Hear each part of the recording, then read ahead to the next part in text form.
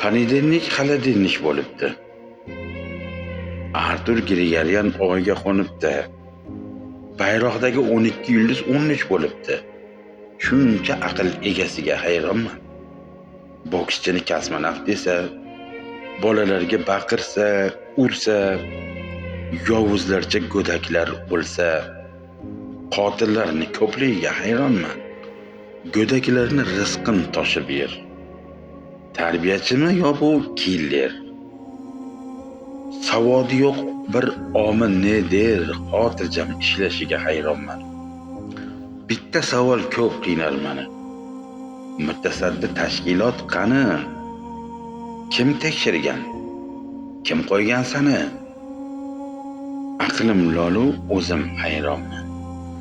Ha, osmondan tushmagandirsan, ruchka, daftar ushlagandirsan, kimlarnidir xushlagandirsan, yana diplomingga hayronman. Qaydan olding shuncha ilmni? Jiyanisan ayta qol kimni, dushmanisan ona xalqimni.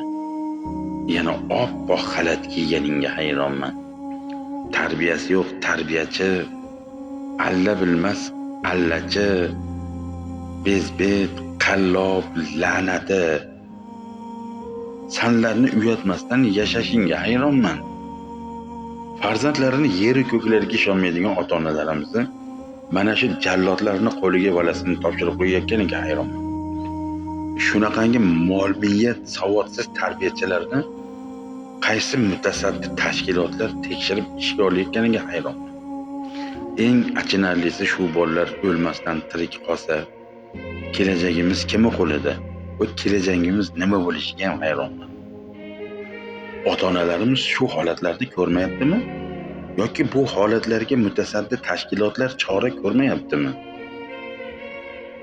Nimaga bunaqangi narsalar yo'qolib umuman batamom hal bo'lish o'rniga ko'payib boryapti?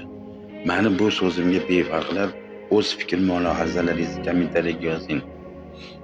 Ko'proq like bosib, repost qilib tarqatib yuboringlar. Shu yuqorida o'tirgan hali vijdonini yeb ulgurmagan, dunyo muhabbatiga qalb qo'yib ulgurmagan mutasaddi tashkilotlar ko'rib, vatanimiz, kelajagimizni o'ylab shunaqangilarga barham beradi.